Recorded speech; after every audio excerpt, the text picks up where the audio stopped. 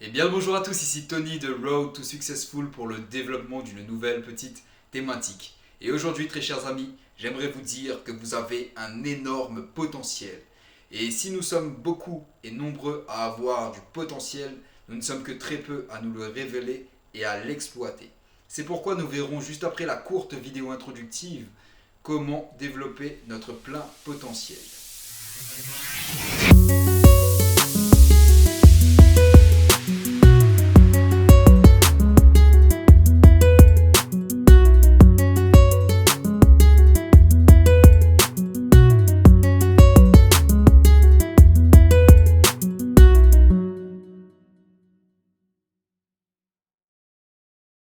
Ainsi, avant de vous donner donc les 3 clés qui vous permettront de développer votre plein potentiel, il convient, très chers amis, de définir ce qu'est que le potentiel.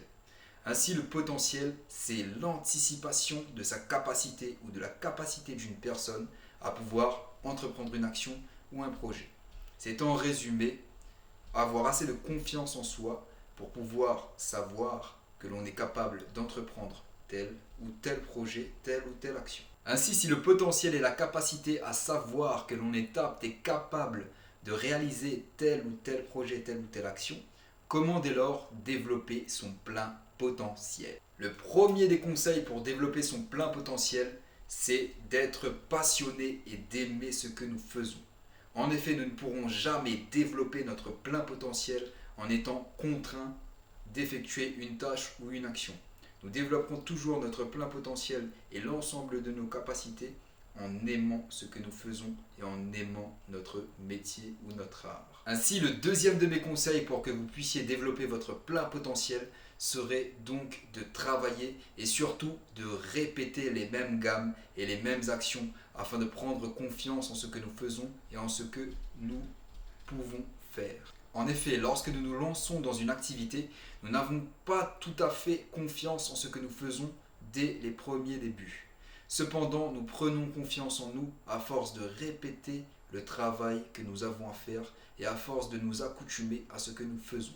N'oublions pas que la répétition devient une habitude et que l'habitude devient a fortiori une seconde nature. Enfin, le troisième et le dernier conseil que j'aurais à vous donner donc, serait d'avoir l'intervention d'un alter ego. En effet, l'alter ego est nécessaire dans la prise de conscience de son plein potentiel.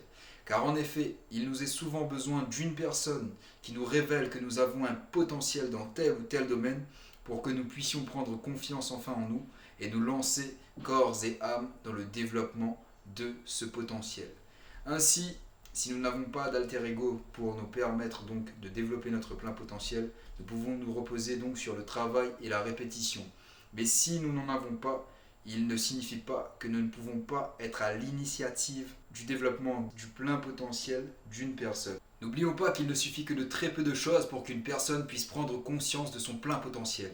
En effet, il ne suffit que d'une parole bienveillante et positive à son égard pour qu'elle puisse développer de nouvelles compétences et qu'elle puisse se parfaire dans son activité et au sein de son entreprise.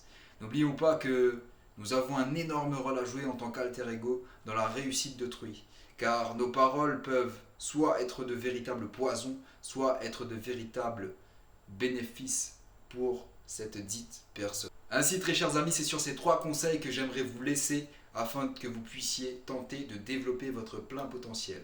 N'oubliez pas, très chers amis, si vous avez aimé la vidéo, de mettre un petit pouce en l'air, de me laisser aussi votre avis, qu'il soit négatif ou positif, tant qu'il est constructif. Et j'aimerais vous dire, très chers amis, à la semaine prochaine pour le développement d'une nouvelle petite thématique.